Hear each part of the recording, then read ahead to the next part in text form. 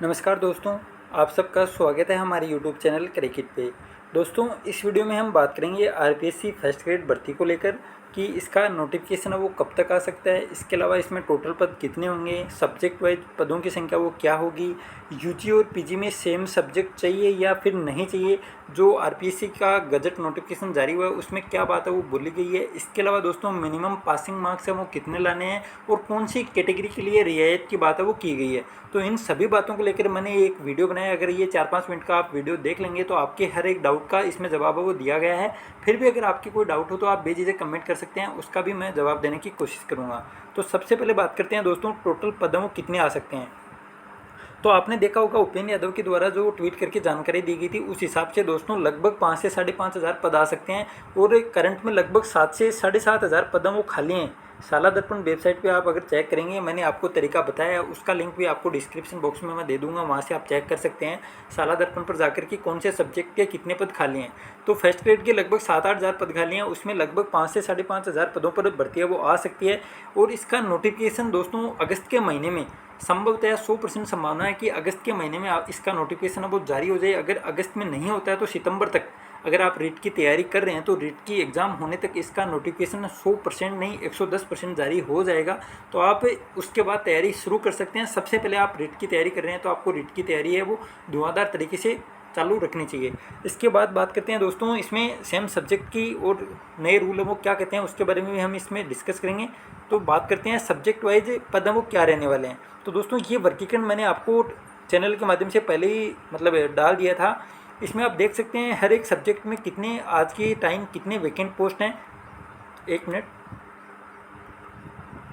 तो यहाँ पर आप देख सकते हैं दोस्तों, सबसे पहले हम बात करते हैं हिंदी में सबसे ज़्यादा पद खाली हैं दोस्तों, लगभग 1660 पद खाली हैं।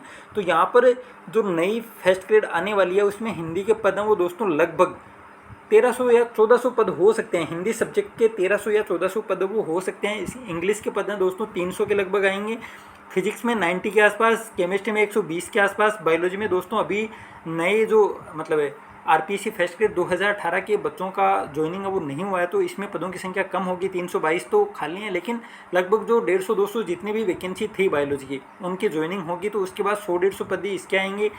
मैथमेटिक्स के आप देख सकते हैं लगभग 90 के आसपास। एग्रीकल्चर का भी दोस्तों अभी तक रिजल्ट नहीं आया तो इसमें भी पदों की संख्या कम होगी। कॉमर्स में आप देख सकते हैं 680 पद, तो इसमें भी लगभग 500 पद आएंगे। इकोनॉमिक्स में दोस्तों 100 पद के आसपास आ सकते हैं। पॉलिटिकल साइंस में भी लगभग 1000 के आसपास पद वो आएंगे। संस्कृत में लगभग 300, स्टेम में भी लगभग दोस्तों 1000 या 1100 पद आ सकते हैं। ज्योग्राफी में 850 या 900 पद आएंगे। उर्दू में लगभग 50 के आसपास पद वो आ सकते हैं। इसके अलावा दोस्तों नीचे भी आप देख सकते हैं जितने पद हैं लगभग जिस सब्जेक्ट में 100-200 पद खाली हैं दोस्तों वो पूरे आएंगे, और जिस सब्जेक्ट में 1000 से ज़्यादा पद खाली हैं दोस्तों वहाँ पर 100-200 पद वो कम आएंगे। तो ये आप पद वो देख सकते हैं कितने पद आपके सब्जेक्ट में खाली हैं, उसी हिसाब से दोस्तों लगभग पद वो आने की पूरी संभावना है। और ये है दोस्तों आज के न्यूज़पेपर में स्कूल व्याख्याता पद पर सीधी भर्ती और पदोन्नति की योग्यता वो दोस्तों अलग अलग की गई है। पदोन्नति में क्या योग्यता है और जो नई भर्ती है उसमें योग्यता क्या है, तो ये भी हम सीधा सर्विस रूल जो नए गजट नोटिफिकेशन 26 तारीख को जारी हुआ था उसके अंदर चलकर मैं आपको दिखाऊंगा कि साफ साफ वहाँ पर लिखा हुआ है। तो इसका थोड़ा विरोध प्रदर्शन है वो चल रहा है कि नियम हो एक समान करने चाहिए। जो सीधी भर्ती में नियम है वही पदोन्नति में करने की भी बात है वो चल रही है। शिक्षक संगठनों ने इसकी विसंगतियाँ दूर करने के लिए विरोध प्रदर्शन है वो किया है। अब हम चलते हैं सीधा दोस्तों, ये देखिए आपके सामने, एक मिनट में इसको थोड़ा रोटेट कर लेता हूँ। तो ये देखिए दोस्तों यहाँ पर आपको दिख रहा होगा प्राध्यापक अन्य विषय सबसे ऊपर। ये देखिए यहाँ पर प्राध्यापक अन्य विषय, यहाँ पर 50% तो सीधी भर्तियाँ निकलेंगी और लगभग 50% वो प्रमोशन से भरी जाएंगी। तो जो सीधी भर्ती होगी उसमें दोस्तों योग्यता यहाँ पर लिखी हुई है, आप पढ़ सकते हैं। ये देखिए सुसंगत विषय में विश्वविद्यालय अनुदान आयोग द्वारा मान्यता प्राप्त स्नातकोत्तर या समतुल्य परीक्षा। स्नातकोत्तर का दोस्तों पोस्ट ग्रेजुएशन पीजी, जिसमें आपने पीजी कर रखा है, जैसे हिस्ट्री है या कोई भी सब्जेक्ट जिससे आपने पीजी कर रखा है वो आपको दोस्तों आप उसी विषय से फर्स्ट ग्रेड एग्जाम वो दे सकते हैं। इसके अलावा दोस्तों यहाँ पर लिखा है सरकार या राष्ट्रीय अध्यापक शिक्षा परिषद द्वारा मान्यता प्राप्त शिक्षा में डिग्री या डिप्लोमा। यहाँ पर दोस्तों ये हो सकता है इसकी संभावना की जो सीईटी की बात की गई थी कि जो फर्स्ट ग्रेड और सेकंड ग्रेड जैसे रीट में थर्ड ग्रेड में होता है रीट, उसी प्रकार फर्स्ट ग्रेड और सेकंड ग्रेड में दोस्तों सीईटी की बात वो की गई थी। तो ऐसी ही कोई एग्जाम दोस्तों लागू कर सकती है गवर्नमेंट। इसका पता लग जाएगा आगे आने वाले 1-2 महीनों में क्या होगा और क्या नहीं होगा। लेकिन यहाँ पर साफ साफ दोस्तों यूजी की कोई बात है वो नहीं की गई है। जो सीधी भर्ती होगी इसमें यूजी की कोई बात नहीं है।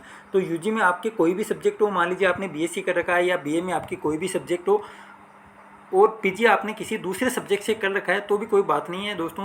यूजी में आपके कोई भी सब्जेक्ट हो, चाहे आपने बीएससी कर रखा हो, बीकॉम कर रखा हो, लेकिन पीजी में अगर आपने ज्योग्राफी से एमए किया है तो आप ज्योग्राफी से एग्जाम वो दे सकते हैं, आपको कोई रोकने वाला नहीं है। इसके अलावा दोस्तों जो यूजी और पीजी में सेम सब्जेक्ट की बात है वो दोस्तों सिर्फ प्रमोशन में की गई है। आप देख सकते हैं यहाँ पर सुसंगत विषय में मान्यता प्राप्त स्नातकोत्तर या समतुल्य परीक्षा बशर्ते कि उन्होंने स्नातक स्तर पर भी सुसंगत विषय का अध्ययन किया है।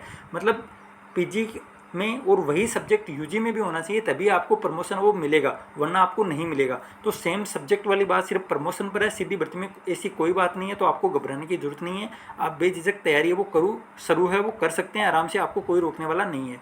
इसके अलावा दोस्तों एक जो इन्होंने एक नियम और जोड़ा है वो आप देख सकते हैं यहाँ पर। ये देखिए दोस्तों, विद्यालय प्राध्यापक के पद के लिए परीक्षा की स्कीम और पाठ्य विवरण, जो पहले वाली बात थी वही है, इसमें एक नई बात है वो दोस्तों ये देख सकते हैं आप कि प्रत्येक प्रश्न पत्र के लिए न्यूनतम अहरक अंक मतलब मिनिमम 40% तो लाने ही होंगे, परंतु उपयुक्त नियत प्रतिशत अनुसूचित जाति एससी और जनजाति एसटी के अभ्यर्थियों के लिए 5% शीतल किया जाएगा।